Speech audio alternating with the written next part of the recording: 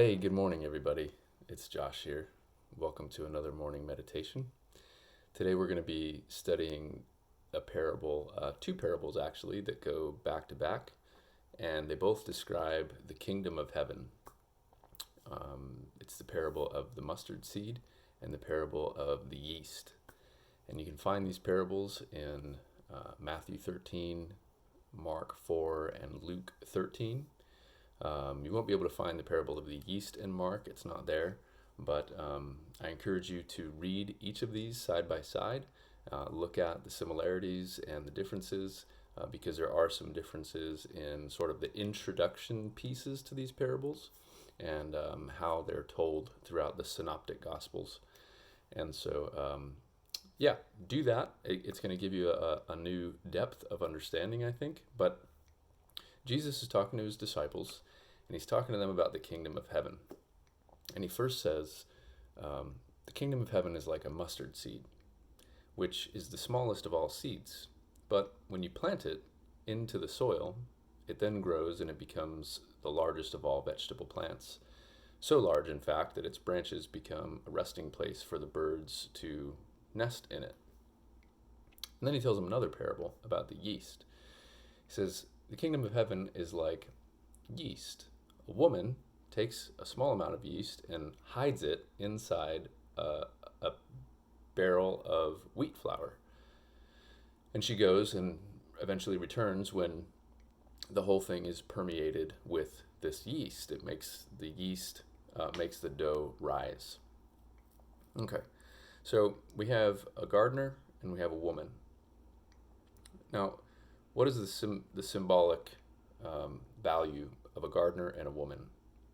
Well, one, a gardener is a caretaker. A gardener plants things and maintains landscapes. It helps vegetables grow. He or she helps vegetables grow. It's indicative of somebody who cares very specifically for the natural and created order of things. Then you have a woman who's hiding a small amount of yeast. Now, a woman is a life bringer.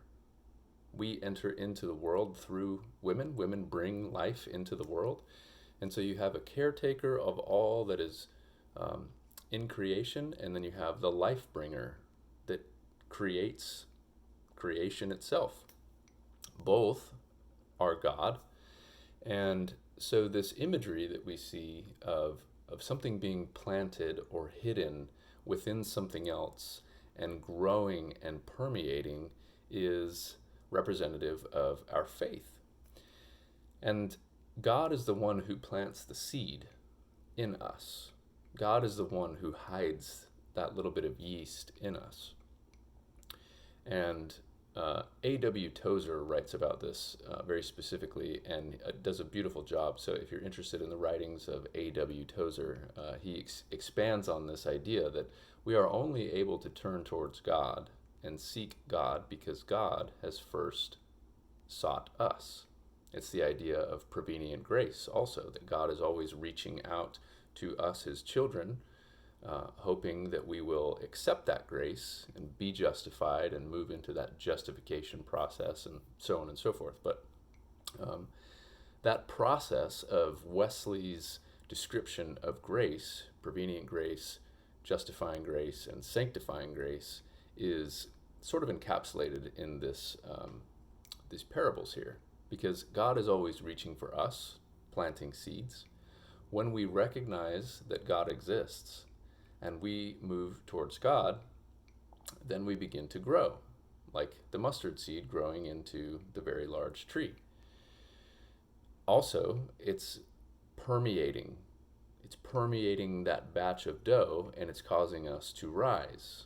In other words, the growth and the rising is the sanctification process. It's the process by which we grow in our spiritual maturity. Of course, the end state of that is Christian perfection. Perfecting the way that we love one another, perfecting the way that we view the world through lenses of love and compassion and dignity, very much like Jesus did. So that's the root of what this parable is, these parables side by side together. And all of these things help us to live into the kingdom of heaven, which, depending on what you believe about heaven, if it's this thing up in the sky, or if it's something that's inside of you, or if it's some mixture of both, I don't know what you believe, but I can tell you that it's all about the questions, and it's all about the journey that those questions lead us into. So happy questioning, happy seeking. Let me know if I can be of any help and assistance for you. I love you all, and I'll see you tomorrow.